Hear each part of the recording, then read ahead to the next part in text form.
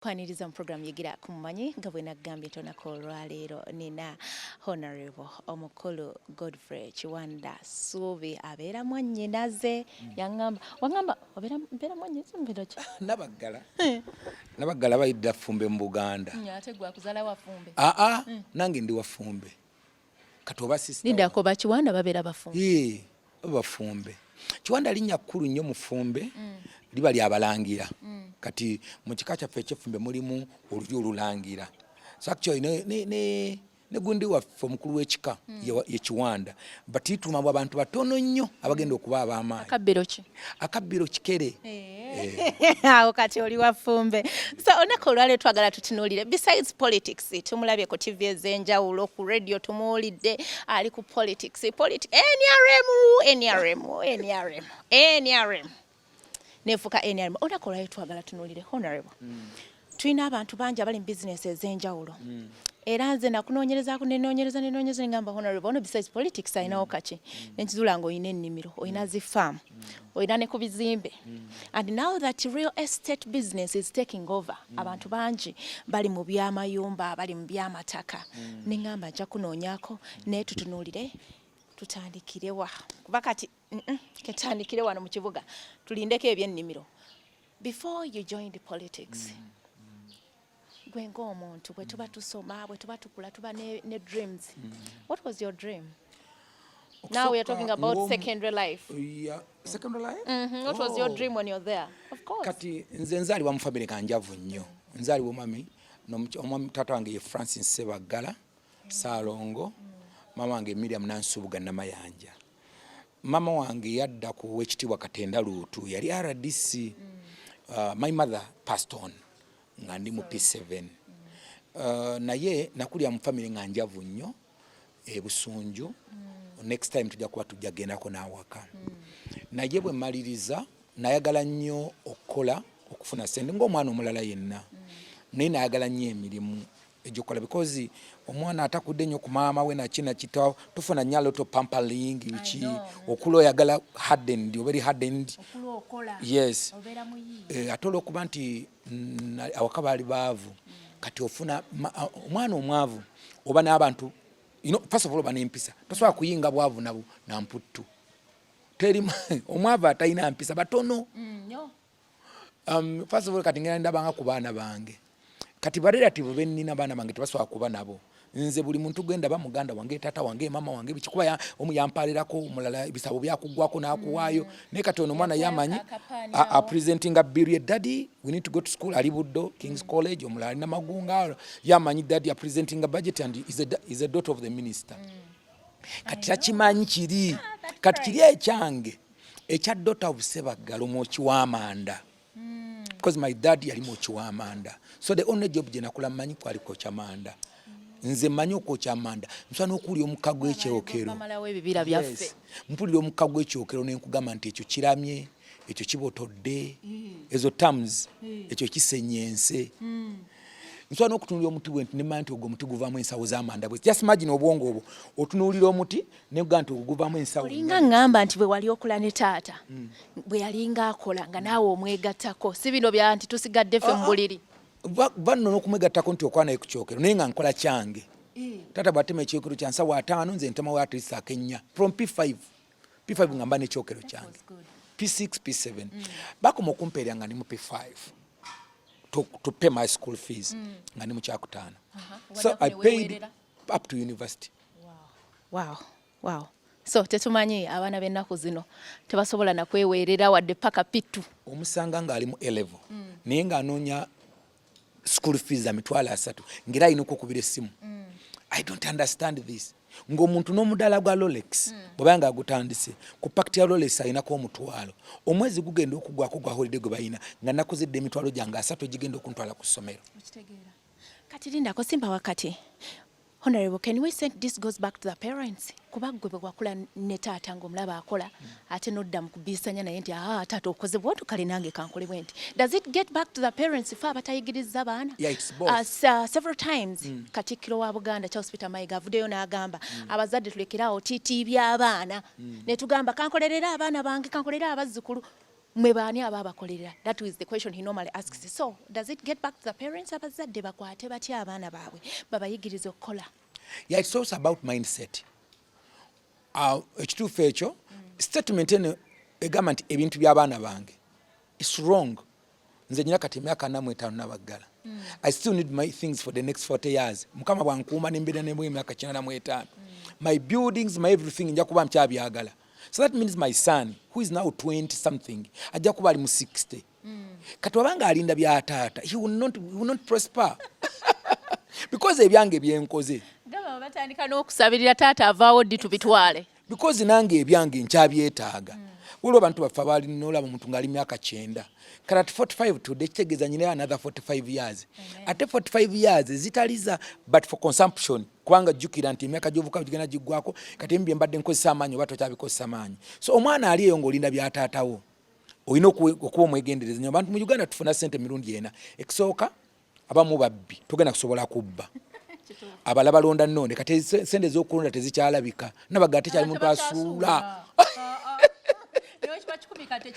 Twakeeranga mu katale ne tugenda tulonde n'obikkula ebipapula katale kannalubabwe, naye kati ne bookeerayo teri asuula wadde ekikumu. Sente ziri ku ssimu, sente ziba ku ki online, sente z'abantu password, okujjako ng'oyagala kumutemako mutu okumujjako password. Number 3, abantu bafuna sente mu busika. Naga nti agenda kusika. Naye mu family muli abantu 10. Taata wamwe n'ebigeno musikira kutemena. For example, singa nze nalinda taata okumusikira, ekyokusikira tekyaliyo. Namba 4 abantu babawa give. Namba 5 kukola. Ntanya okubiriza abantu nti there is only one thing, work. Bino byonna ebina its probability. First of all okubba techi ogenda kubbaani abantu bagezi togenda kulonda, ogenda kulonda zaani, ogenda kusikirani, ani agenda okuwa. Okay, wabanga badde akuwadde akuwayo katono. Kati the only option gye tulina ng'abaana b'abanaku ng'abana Uganda is kukola. That is it, that's what I took. Nengamba kati kola. So mindset kasiteba mubiri ebina. Omwana mwana talindiridde kusika. Ne wabanga mindset ye gamba nti nja kusikira tata wange after all is a minister, you are gone. So bino ebina mwino bivaamu. Tolina kugenda kubba, tolina gyogenda kulonda, okusikira wazibu nnyo kuba toli wekka. Nekyokuna n'agaba taliiwo. So the only option is gye nategera mu bulamu. What made me is to understand the only way to be successful is to work. Naye ate n'abagaba tubalabyeko bagabye naye bazituwa tukozeemu ki tuzikutte tutya. Bw'abanga akuwadde muntu apaddeyo akakadde kikulu nnyo n'okuwa bayira omuntu abanga alina kyakuwadde take it in an economic way. Apostle Serwadda ku makya abadde alina kyasomesa n'agamba nti buli muntu kyakuwadde kino kiina value. Nyinza okuwa nkuwadde engatto nabaggala. Engatto zino engatto z'emitwalo 3 but you are worth 3 egyo obadde osobola gikolemu kati ekyera. I've given you the shoe so you can do other things. Naye ebiseera ebisinga ebintu byebatuwadde tetubiteekako value. We don't attach economic value on given things. Kyovola ne program za government nyingi zifeirinze because abantu baba balowooza after all zino sente bampadde mpe, after all zino mwanyi batuwadde mpe, after all bino ebintu batuwadde byo, after all kati kasomutano bampadde kiwe. Doesn't take that thing as a seed akitwalanga nga grain. Manyi waliwo enjawulo wakati w'ensigo n'empeke. Empeke bagiteeka mu kasepeti ne babisiika ebijanjaalo ebinyeebwa bijanjalo byakulya kasoli wakusiika naye ensigo eba yakusiga. So omuntu abanga akuwadde nga kyakuwadde akiwadde for purposeful of being a seed bw'onookiri ogenda kulya ekikolimo. Ndowooza tutegedde enjawulo wakati w'ensigo of course eba yaki yakusiga emere eveeyo ereete ebirala eyongerezeeko. So gwe ensigo eyo gikutoota gy'oba ofunye okuva mu nti yenna. Let's get back ku kye watandikirako. I think watandikira eri Manda ne gakusomesa up to which class? Natema amanda nkoze emirimu mingi nnyo. Ntemya amanda, nsiise Kabalagala, yes, nga suubuddeko amanda nagayitako e Kampala, nzipeerezaako ku bizimbe, ntunze naanansi zino zemulaba ez'ekikumi. Amanda gampeerera P5, P6, P7. Kati senior one I discovered nina ba brother banga bali babere Kampala because my mother died when I was in P7. Kati bwemala okutega nti naye brother e Kampala ntandika okujja Kampala. Brother angomba mwito Musumba Timothy Kakoza. Abera Mukono is Bishop Timothy Kakoza. Bishop Timothy Kakoza ali mutunzi wa nanansi. Ngazijja busi nazeeta kati najjanga wakaawe muholide nga nyimba nanansi nga bunako ampasinjiro 10. kati olukumi olwo twatuuka time nga bwe mbalamu ebyetaago school fees naki tetusobola kummazaako ne musaba ne mugamba manyi bishop by that time he wasn't bishop yet ne mugamba badde nsaba nali nkozeyo sinza 15,000 ngule bucket ngule akambe ompolero ni enanansi kati olwo agenda kumpe bucket ntandika okusala ebibajjo nga ntunda ebibajjo ebitunde ekimu kimu twatundanga siringi 5 yes gakyaliyo twatundanga ekibajjo siringi 5 era nze bwokebera wano waliwo ekiddugavu wano wetikanga netika wano bucket enanansi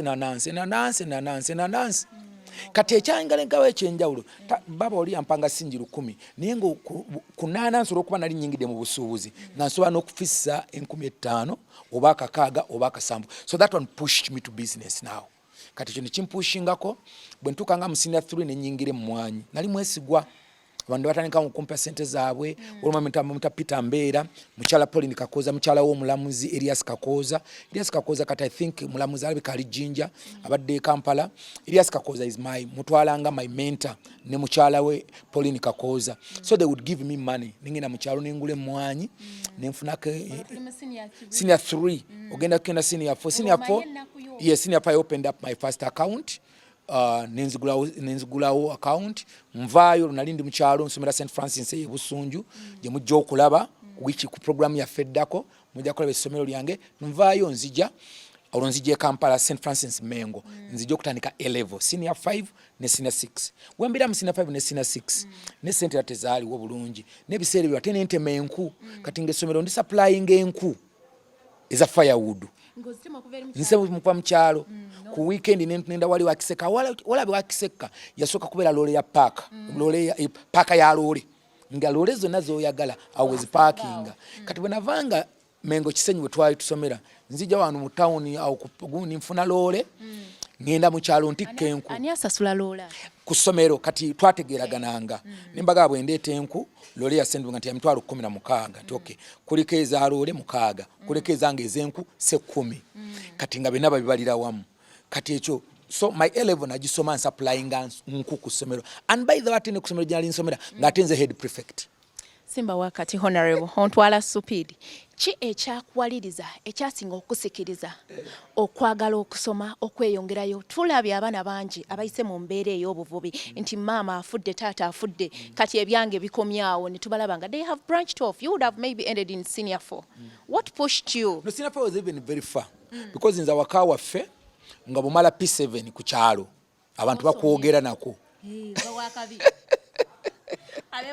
omanyi bobera wali solimu ngolimba muzibe 10 gwo bakabaka atuwana omwami wange kati batuwanga nasomera St Joseph Busunju baite balina center nego tulule ekibubula kati mama wange mama Regine yankuzanga agamba bakyala banne ku kyalo my stepmother agenda omwana yamazeeke Busunju wano kati ali kibubula ganga bobuli akamazeeko inzo okulowooza and that was just P7 and I dropped out of school in P7 a little bit nga biwedde nga manyi ddala biwedde and I spent a full year one watch why I dropped out tetwalina ssomero mu kyalo my hope was nti bwe mala P7 nja kujja Kampala nsomere wa mama yali amaze okufa essomero lyatuli okumpi lyali baliyita Sekanyonyi okuva e Busunju okutuuka e Sekanyonyi is about to 12 kilometers kataata nga baana basomero baana babagagga in quotes be baana basobola okugula eggaali at my home we couldn't afford a bicycle so I went out of school then dropping out kati omwaka mulamba nga siga nti mpumuddemu nenamala olwo ogambye omaliriza olwo kati ate ovaawa n'ogamba owaya kanzuukuke kakati abanona kakati of course isobola kikatula kwa mundu alina okumanya Kiwanda addayo atya kati batandika waliwo bafather batandika essomero mu kitundu awo balita St Francis Busunju era secondary I'm the pioneer one of the pioneers abalisoka banona waka naye nakola bulungi P7 akaana kano olwa master Kakoza bakagugube banona waka baganedako mawosome naye nensoma biki banyinyonyola olwokuba na wakati waliwo modo gwolabirako so kyangunyira abana basinga aba mu masomero yes kikulu nnyo mu abali wano abatulaba baako omuntu gozaamu amaanyi oyinza okulowooza nti omuntu abimanyi muzeemu amaanyi era kyobula tv nga zino baba kyemukola kikulu nnyo kuba katole waliwo betwogera nga waliwo abadde ku ndeboolebo y'okuva mu ssomero and if I had gone out of school ku P7 I wouldn't look for you maybe. Katonoonya nomaanisa wannamba nga munnoonya. Ate kyesigambanga bwe ntuuka ku mukolo nze tebakyanteekerawo crate nti jjamu soda. Nsaba kika kye njagala.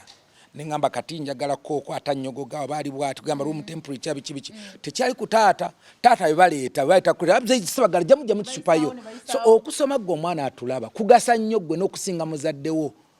Kati nze olwaleero nabagalo kya sikya bwe ngenda ku mukolo tebakyaga nti Kiwanda yazze ku mukolo abaga bakiwanda bonna babaddeyo ndi pululo. So kino ekyokusoma ngya nnyo nenyiga kino this statement is basically for you omwana alowooza nti kuva mu ssomero ekyo kyowooza bivaamu mbivuddemu mbikooye nkoze etya. Okimanyi nange nali nkooye okusoma mu senior 4. Olabika wali muzibu nnyo okusomesa. Saali muzibu naye ndatuuka ne ngamba be bannange nga kafiiza okanoonya nga tekalabika. Naye n'abakunoonya naawe bangi. Naye kyadda gyendi. Kyadda gy'oli. Ne ngamba akansome. Let me go back to school. So they came for me. I went back to senior 1, senior 4, bino senior 6 maze gikubuulira tugiyitamu. Then I went to the university after. Wow. University. That's a very long journey. So abantu mbalabe eyo nga bali bulungi gamulowooza bali bulungi nawe embeera gy'olimu yonna akadde kakati you can be someone. We can look for you one day. Kisoboka bwe kennyini weekubirize wezeemu amaanyi. Have faith in God okusingira ddala ojja kuba ng'otuukako ebyo ebiruubirirwa by'oyagala. Oyagala kubeera nga Sandra ng'okola ku TV. Yes, focus. Buli kimu kijja kuba bulungi with prayers. Honorable. Tuvuddeyo tumaze secondary. Wamala secondary senior 6 tukyalina enanansi zaffe zikyagenda mu maaso zaali zigize kwa omanyi buli kintu mu bulamu olina okumanya waliwo ebintu bayita stepping stone naye abantu bagenda batuuka ku stepping stone ate n'agifuula station. Okuvuga boda is not a destination but it can be a stepping stone. Okutema amanda to me actually that's what makes a difference between successful people and people are failing. Successful people see stepping stones, others see destinations. Olwaleero bondaba, even if when I was a member of parliament, it's not my destination. It wasn't. It is not. I'm still moving on. My graph is still going up. Maybe you'll come up and say I'll be a president one day. When you see Moses Barioku today, when he has Baba, when he does this, when you see him in Ginger East, don't think that is the destination for Barioku. No. We can develop a Bill Gates today in Uganda in the Moses of Barieku. Yes, it's because katulaki nti okozesa buli kintu kyobeerako use it as a stepping stone. Naye abantu abasinga mulemedde mu makubo g'abantu ag'okulaakulana because muno waalina okuyita ate gwatuukawo no stationing awo bagamba vaayo move on and when you move on kikulu nnyo. So what I did nti ewe nabe nabeerangamu byali bipushinga ku kirala naye kyokola olwaleero nabaggala kiditamininga nnyo kyogenda okukola ekiddako. Abantu abasinga muyisaamu amaaso emirimu gye muliko olwaleero.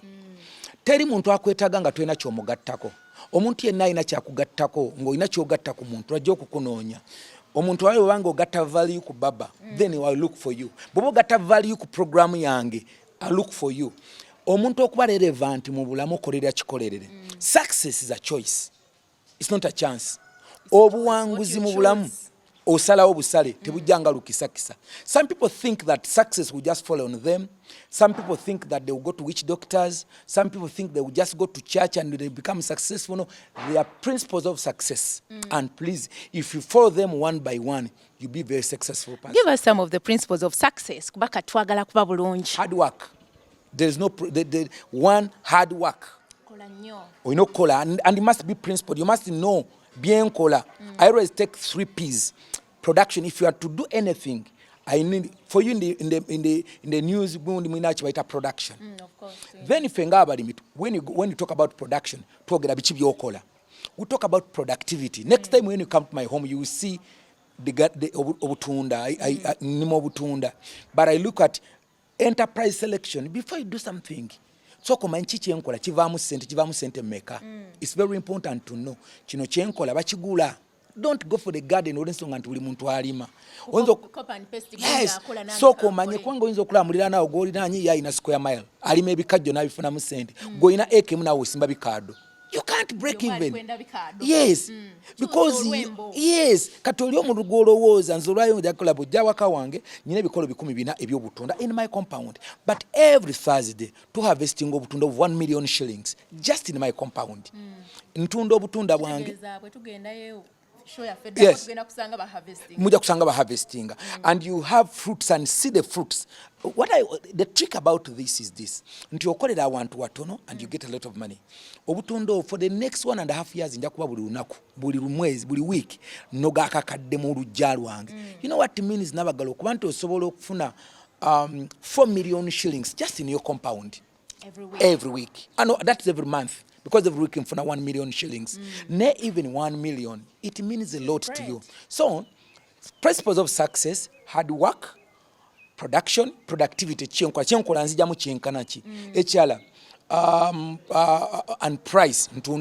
Those 3 P's: production, productivity, and price. What about passion? Yes, of course, passion. All those ones are embedded. Yes, attitude is very important. Abantu bali so negative. Buli kyolaba bolaba girasi y'ekitundu, olaba kiri ekitundu ekitali mu mazzi, obongo obeera bolaba donut, olaba kitundu kya donut. Kati nze obongo bwange ne bwenda ba donut mu muntu bwenti. Situndwa awali weakness ye, ndaba eno side eno ewali ekinyama, because buli muntu aliko weakness ze. But some people mu bantu ye obongo bona anonya fault, anonya kizibu once you concentrate your mind ngeri bwetu, you are gone. Ekyala abantu abali successful bamanya nti ekibatwala mass is about their attitude. It's not about their color. It's like my son. Unakulumuna ne mutabani wange ne tugenda mu zoo. Batuka unasanga yo musajja ali atumbiza balloon nga ziri mu banga. Mbantu tutwanga tuga mami, I want a blue balloon. Tumugamba lwaki yagala ya blue. Kala ya blue bwentunde bwendayo balloon nge ya blue yesinga okubera aguli yebongo benga bomulaga. Tindoza kala ya balloon yegitwala mu banga. Abantu bangi mu bulamu balowooza ekibalemesizo kugenda mu banga either ko bakazi ola ko basajja. It's not the color of the balloon. It's what is inside that balloon. The more pressure you take attitude, and that which pressure is that when we talk about pressure in a balloon is the attitude.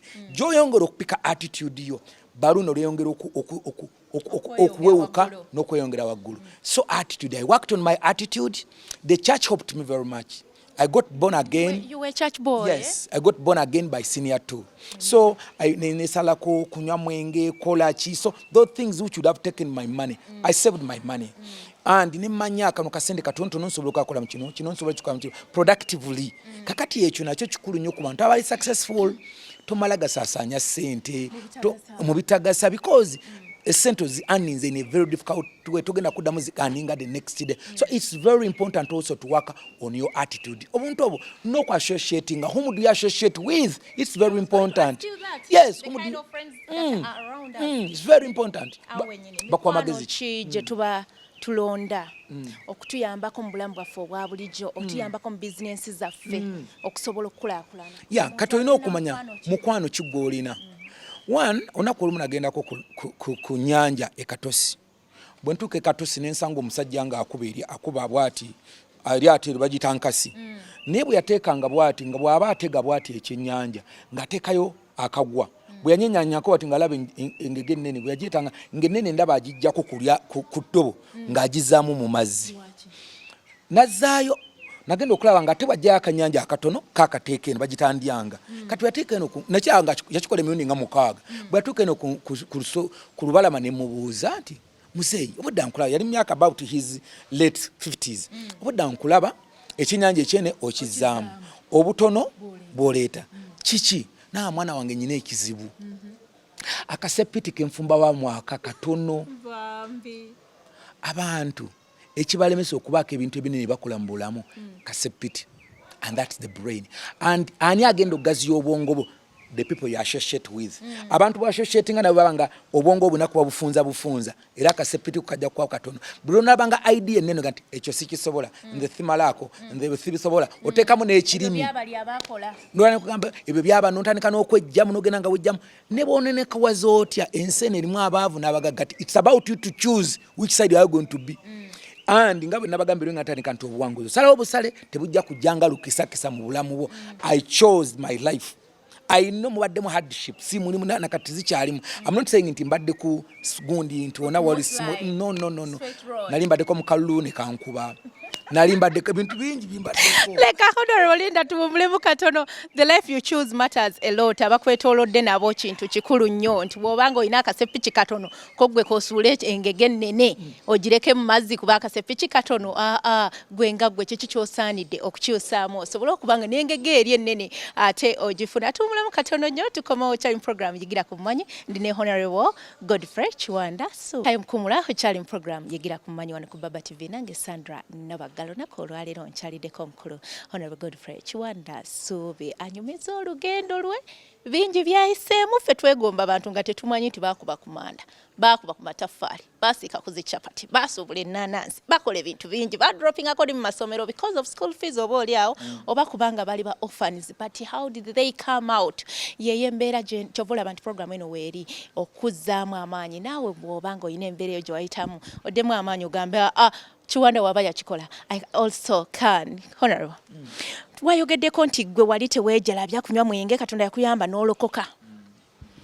Abavubuka tubalina bangi bafunyewo ku busente obutonotono nti Sandra omwezi nfunayo kwa akakadde kange naye nga nkaaba kimu sente zimpita buyisi mu ngalo. Abavubuka bakwate batya obusente obutono bwe balina obalowooza biki bye bakola ebibaleetedde okugamba nti sente zimpise buyisi mu ngalo? Ekifolo sente entono nga zo tasobola kumalako because like you get 600,000 shillings. That means entwalo ebiri olunaku. Kakati omuntu oyo machazi oyagala saving ni asula mu nyumba ya mitwalo 3 ate bw'anayagala okugenda ewala ennyo alina okukozesa transport nga mungi oyinza okujigiza nga tasobola kumalako he cannot break even naye kiba kikulu nnyo okunonya kye bayita side income just obwongo obeere nga tebutudde Ntula mbadde n'abavubuka bange aba boda mu kyalo. I have the boda program now. Boda was a project. Boda was a project. So I go on a boda stage. Nembagamba kati gwe ovuga boda. But you need another thing. Wena embizi awaka osobola okulunda embizi nti nsobola okay. Ku stage eno singa tutandika n'embizi zaffe bweziti. You know something boda was a project. Boda was a project. Bobangu ina akali mkobadde okola aka office there's no problem okutandika okubaka ate mutandika okukola ne muno okuyiga okukola ne office yo baba TV olwaleero Sandra tewali kikugaana kugamba nti nze at the end of that day nga tuli wano bayinza okukwata balina banywa chai nuga ne ka restaurant kati nze nja kubamba fumbira chai wano basooka ne bayimba bakola ki ne bamaliriza bakuwadde akasente banywedde tulina Hester the head girl aleta kajuice awo n'akatutundamu exactly obuntu obwo butonotono Sandra oyinza okugamba nti nze nina nkoko zange z'amagi nyina maybe nyina enkoko zange layers 10 layers 10 zibanga zibikira maybe ku 90% wana amagi 9 ze trace 3 botunda of course kata amagi gali ku sente ntonotono mukozi gali msinyika na 9 gabade gatawanyizamuko so chingaza ko gamu kino nti nonya ye kintu ekyakyogatta ku musala go ogwa buli lunaku it's very important ekyo nekyalo butayingiza nnyo mu bwongo ntojja kukolera musala yes. No Linda, rent alinze naye. Omusala I've never worked for salary. Era sagala gukolera. Kati nga tuze ku kyokuba nti mu statement yo yabadde nti kyakuyamba nnyo nti wali tonywa mwenge, wali togenda mbiduula ku spendinga. Mi nganze ndowooza nti n'ekyo nakyo kituleetedde okubanga. Kireeta naye era tojagana bantu kweyagala. Tojagana bantu kusanyuka. Ne musanyuke ng'omanyi nti no you have a limit. No maybe nti every end of month I go out ku mitwalo jange gino maybe nsobola okukozesa emitwalo 5 nsobola okukozesa emitwalo 4 abantu amwe bagenda weru that's when they get friends that's when they get associates ne bafuna ne ideas bane idea nengeri gyogenda mu out naye bengo ogimanya nagenze bwengena ne Sandra nengena ne Tom nengena ne gundi we talk about business ne tugenda ku wali kubali so make sure that even that time gyomaze out is also beneficial to you kwalo nabala babera ku church ani basigalanga bavu ngabera ku church okuva ku Monday kubanga nokubera ku church is not enough mbogenda gagwa leo kwa church joli unosabu na kumukama ngitagala ompo omukisa mukama gwo omukisa agenda guteeka ku ki because the Bible egamba nti mpe mulimu omukisa emirimu gy'emikono gyo kakati the blessing must be going, it must be land, it must land somewhere. That everything you're touching mukama akiwadde omukisa so nti ate osaba kati busabinga ng'otudde kakati twagala okubuuza nti gw'omukisa gweyagala gwagalawa ngwagala ku ndala gwange ogwa Rolex, yes, ngwagala ku muda nsiika binyeebwa sandwa ginuts, you know, omanyi kati ensi yaffe eri so Africa nkubuulire ekyo okukikolako mu America. For example, if you go to America today tosobola gamba mbuno wensula wanene kanundirewoko ku nkoko. Okulunda enkoko you must have a license. Wane ewaffe omuntu aba yayiga bwizi cake najja ku mukolo gw'esando nagamba nsobola okukolera cake n'agikola nemuwomera Godfrey bwe muwomera nagamba okay na recommendinga Adamu najja bwe batyo ng'okolera cake mu nnyumba yo tosobola kisoba mawanga malala. Amawanga malala a baking person you must have a license.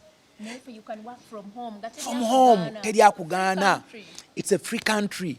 Nze bw'omulujja bwe mba nnimye obutunda bange sikyakkiriza abantu bano bajja wange ne bapakira ensawo y'obutunda ngula akantu akalinga akatimba ako mujja kubusanga mbupakidde mpakiramu obutunda bwa mutwalo ne manya mpakidde mu motoka kange obutunda bakakadde kamu ne nteka ku supermarket ne ngamba obutunda buno bwa mutwalo ne ngenda kulekerako sinjiru 10 ne ndeka obutunda bwa mitwalo 2 na wali bwa mitwalo 2 na wali ne ngenda olweggulo benda ku bbiri nzijayo sente ne ntekayo obulala kitegeeza nti nze yandibadde atunda ensawo ne banyigiriza ensawo kumpi abukadde bubiri ne njjamu akakadde kamu mitwalo 7 nsigala nga nfunamu olw'ensonga ndi ku final consumer. It's possible mu Uganda. Osobola okubeera ng'ovuga boda. Nyina omwana amita Bone is one of my follower economically. Namugamba ovuga boda wano ku stage. But think about some other thing. Can you think about supplying? Nagamba katola ya supplying amaji. Mu butawuni bwe waffe bwonna naye buli tray atugamba afuna kusinjiru 10 atekako tray 10 ku boda ye afuna emitwalo 10 every day mufo ky'okulinda omutwalo ogumu ogwa boda ogw'olunaku ate bw'amala ekyo bw'aba akomawo eyo gy'ava mu restaurant n'akomawo n'emmere alina n'embizi z'awaka so you see n'aziwa mukyala we ali mu mbizi akeera ku kino era yaŋŋamba nti okuva ku ssaawa 10 aba afuna masimu 11 awo jangu ndeetayo aba Rolex ndeetayo twesatu ndeetayo nnyabo obuduuka abaki essimu yo okuva lwova ku makya paka lwaggulu inako esimu yonna ekkubirwa ng'ereeta ssente oba gweyo gy'okuba buli simu zonna zibakubira za kubanja na TikTok gwe muliko tekuli kwadde esimu ekkubirwayo nti supplying yo kino wakiri supplying muwogo wakiri berako ekintu ky'osobola ogamba nti kino kina kati gwe byoliko eyo egiddemu byabuwemu WhatsApp teyinaako kantu konna okujjako hi oluddemu okuddamu gwasa WhatsApp yo gy'oyagala okuddamu eyina mugaso ki? It has no value. Oli awo ngamba nga tewanze munakuze nkuddemu nkole ki? Naye omuntu ng'akusindika namba oyinayo obutunda ojangwa nogamba nina oyinayo amagi. There must be value. How best can abavubuka b'ensangi zino use their social media platforms to promote their businesses? Yeah, create groups ezirina product based. For example, we mubeera nga muli balunzi bankoko mwekolemu nga it's a WhatsApp group ngeyogera ku byankoko and it should concentrate on that. Nina groups nga nze ndi mulunzi wa nente z'amata tulina group yaffe twogera ku mata n'omuddo yongera muguno nabadde Nairobi kino kyakozebwa kino kikozebwa because you add value mufo ky'okuba nti kilasi y'abantu 365 aba 250 abali ku WhatsApp group kati omuntu abaji yakyadde ajja n'agabana nammwe ne muyiga mwenna ne muyigirawo ne mufuna ideas. But also marketing, of course, kati abana amanyi okukozesa amasimu n'okusinga mukufa abakulu amanyi engeri gy'agiramu kyasuka. My son weba nfuna akantu katono nnyo ku simu olugimu abana ngamba dadi kola kino nakyo within no meeting nga kyawedde dda. So to me, use the social media positively. Naye positivity etandikira mbongo ne lyokegenda ku simu. Esimu tesobola kuwa positivity. Etandikira mbongo bono lyoko gitransferring. Omuntu kyalina mu bwongo kya transferring ku simu ye. So bumuna akyuse endowooza zammwe noga nti njawo creating obwa nga mpita mu simu nga nkola ki it's good. Waliwo bavuka mwana waliwo namulama mwana kalaba alina esimu ya sente nyingi nnyo oba ne mbuzanga no uncle I'm an architect. Esimu eno gyolaba yekola emirimu ye ko ifaananyi kwaki ng'olaba nina nga nti gye nkola okuba yino so olaba ng'essimu agiina ya sente nyingi yabukadde nga 3 n'ekitundu but it's capital to him. It's capital. So kyekiriwo kati ku mulundi ate tetayina maybe in those days. Honorable banji bakaabye government etuyambye tewali mirimu mu Uganda mirimu gibuze. They have graduated several of them. We have very many graduates nti buli mwaka Uganda is okubanga efulumya aba graduates nga 70%, but out of 70% it's like like 10% abafuna emirimu era tumaliriza bangi bagenze kubyeyo kuba ebyeyo. Munnayuganda omwamagezi ki era ng'eggwanga olowooza nga bwe tuba tukwata okusobola okendeeza ku nsonga ey'okgenda ebweru okuba ebyeyo ne tumaliriza nga abasawo bagenze omusomesa yandisomesezza n'omwana agenze bweru ali mu kkuba kyeyo. Omuvubuka aliko ensangi zino akola atya ye kennyini yerwanyisa obutatwalibwa mu kyeyo ekyo? N'okutwalibwa ku kyeyo by the way si musango. It isn't, of course. Ate era n'omuntu obanga akipulaninze bulungi.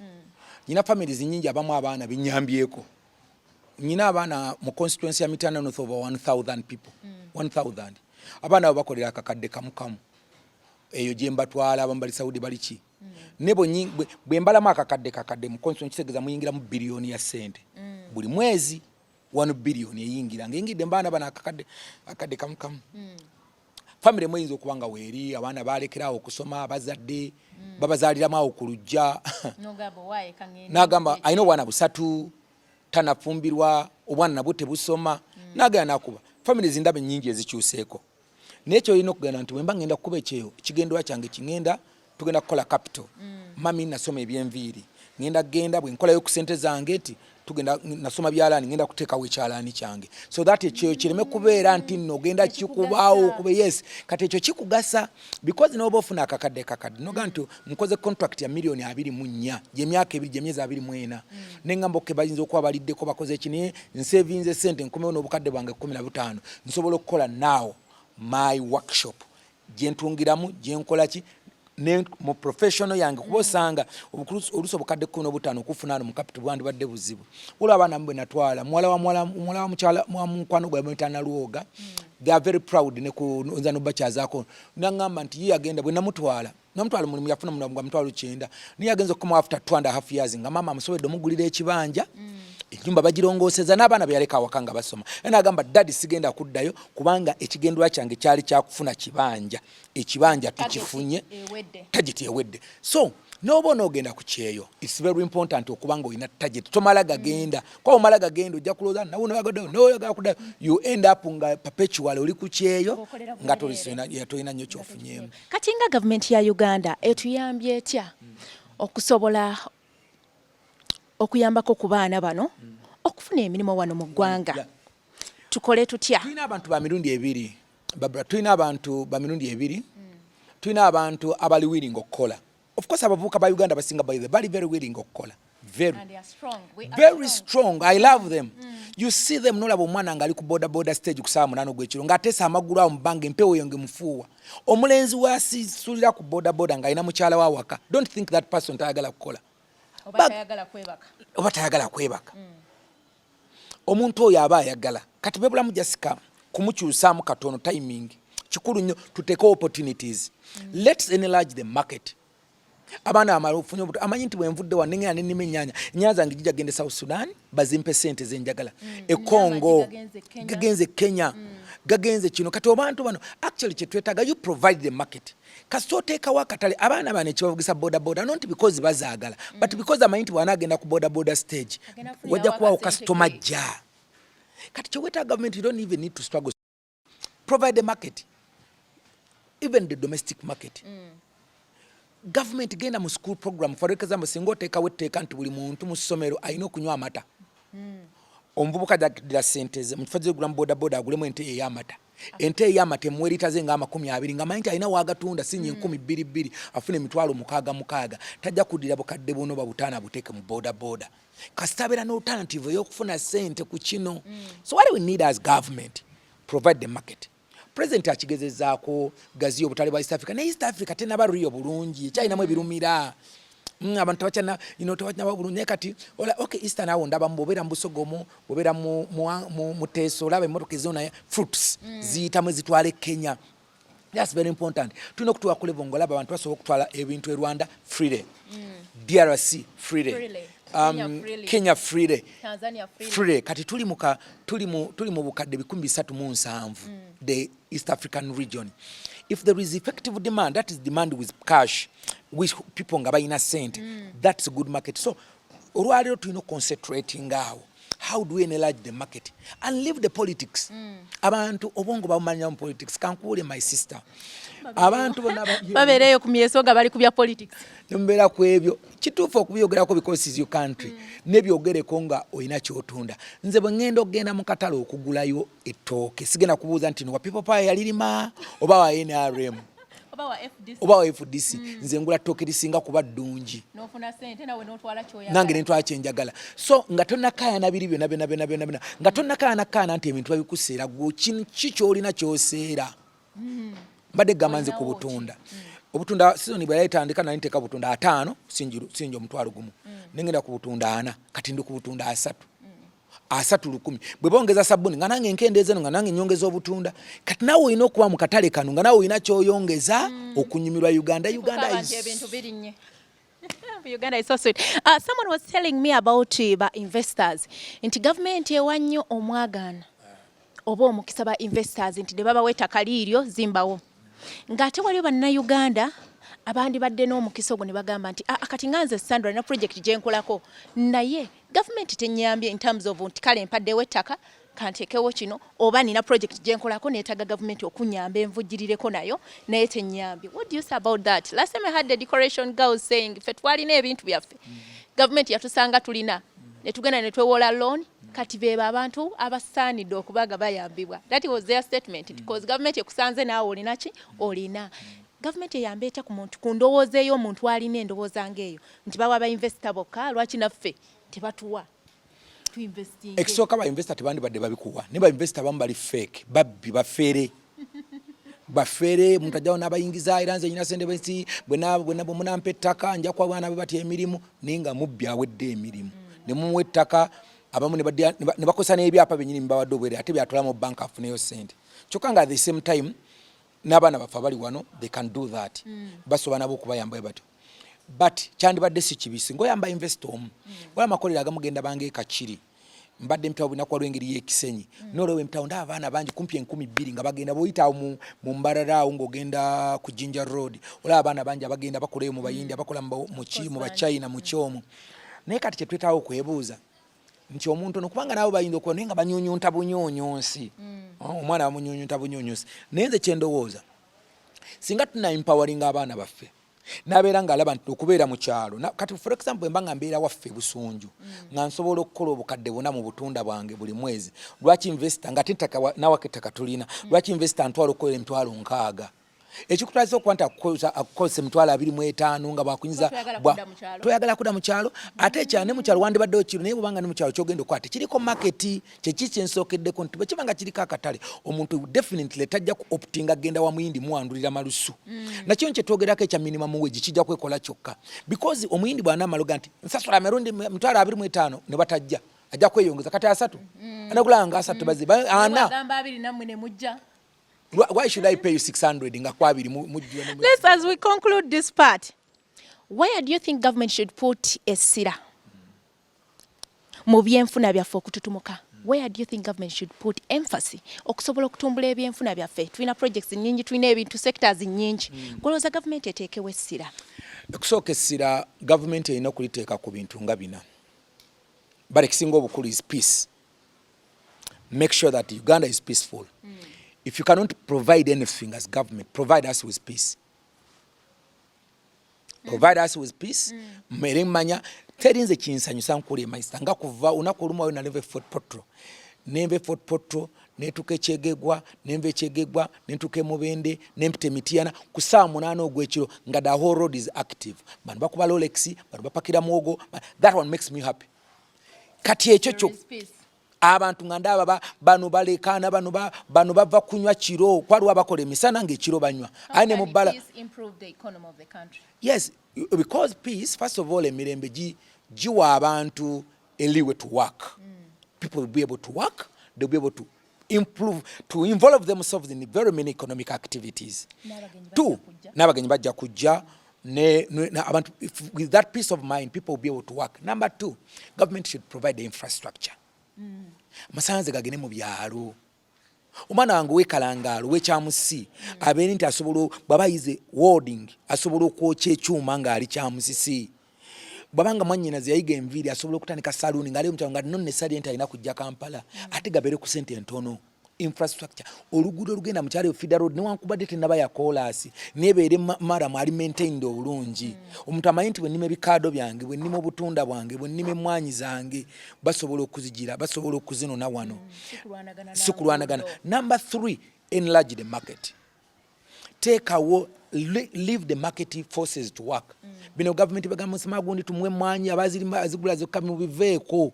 Leave the market to be free.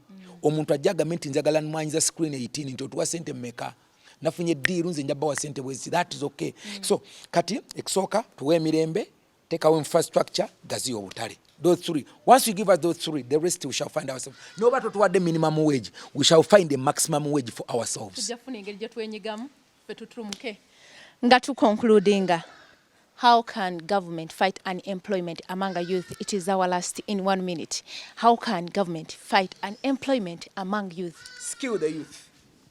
Abavubuka abalina courses basome zaali theoretical. Give them the skill. Kiwanda twagenda ku university mwena kujja navaamu. Nga botuka ku university ne baga tukwadde Bachelor of Arts in Arts. Tomaye na nebyobuuza tobimanyi. Oyogera kigosose n'okusoma ku family. Kati abantu batunda ebibanja byabwe abaana basoma bikoose ebitali nayo.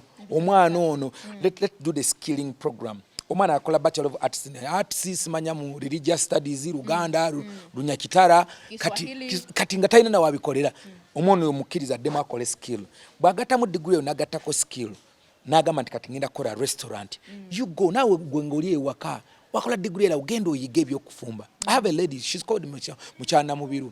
She's a P3 dropout. Abera nagundi awo. Wandegeya. P3 akozesa abakozi abagenda mu 10. Ayina abakozi ayina ki minimum ayingiza sente babanga ayingiza sente ntono amagoba. She might be earning between 1.5 million shillings to 2 million shillings per day. Wa P3. Kakati katika nkulage gwate wa degree singo otekamu obwongo nogera ku catering nobiyiga okusinga ko atojja bikola bulungi nnyo. So the most abantu government skillinga abantu n'abantu bennyini befeeko bamanyi nti I need to improve myself netaaga okubako kyenneeyongere. Akalowooza akasembayo eri omuvubuka omukyala omwami omwana ow'obuwala kayandyagadde okumanya in terms of business any business just akalowooza akasembayo yagala omulimu. Akalowooza akasembayo yagala kyogenda okukola. The best way to do great things is to love what you do.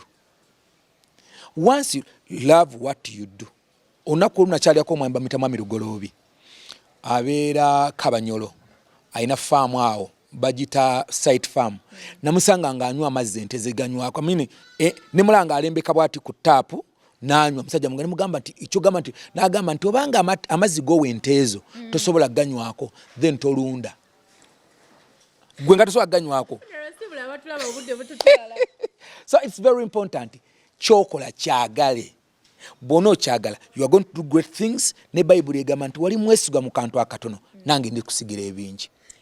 Thank you so much. Woba mwesigwa mu kantu akatono naye ali kusigira ebingi ani Mukama Katonda gwe kennyini ekintu kyokola okyagala. Twogedde ku bintu bingi nnyo naye nkusuubiza nti tugenda lumbako farm tulabe honorable biki byakola yayogedde ku butunda ayogedde ku kulunda ente biki byakola nti tumulabidde no waggulu wabula wansi eri yavaawa lwaki obeera mu kibuga Kampala ng'olina ettaka olina ennimiro ewaka olireseeyo ogirese ennimiro yonna ekutte erimu ensiko emiti jikutte jonna. So we can use that land for something very very important ne tusobola okuba nga tuyingiza akasimbi. Kusuubiza nti program eno ekyeyongerayo Sunday ja era tujja kuba tulumbewa honorable atubuulire ebigenda mu maaso. Sijja kuba nga nzira mu byayogedde. Oliver Went Love Bench yeddako.